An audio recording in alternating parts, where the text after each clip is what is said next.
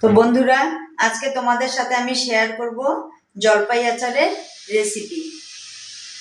এই যে দেখতে পাচ্ছ তোমরা, আমি জলপাইটা কেটে হালকা সেদ্ধ করে নিচ্ছি। এই সেদ্ধ জলপাইগুলোকে আমি এখন হালকা ভেঙে নিচ্ছি। তো আমি এখন দেখো মশলাটা করবো, তার জন্য আমি কিছু জিনিস বেটে নিচ্ছি। এই যে পরিমাণ মতো ধনে,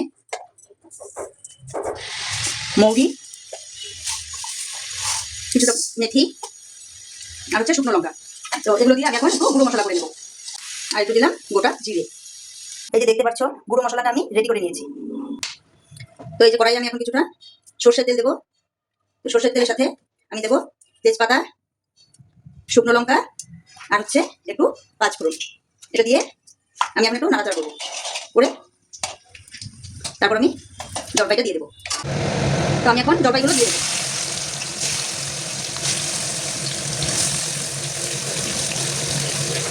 জলপাইগুলো দেওয়া হয়ে গেছে। এখন আমি দেবো পরিমাণ মতো নুন, আর দেবো হলুদ। নুন হলুদ এটা দেওয়া হয়ে গেল। এখন আমি এটা একটু ভেজে দেবো।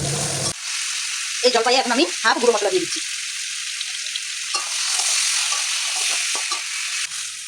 তো এখন আমি দেবো গুড়। অনেকে চিনি দিয়েও করে, কিন্তু আমি করছি গুড় দিয়ে। তো একটা সুন্দর কালার না আসা পর্যন্ত এই জলপাইটাকে আমাদের নাড়তে হবে। এই দেখো তোমরা দেখতেই পাচ্ছ সুন্দর কালার চলে এসেছে। তো এখন আমি বাকি গুঁড়ো মশলাটা দেবো। এই বাকি গুঁড়ো মশলাটা দিলে আমি নামাতে পারবো।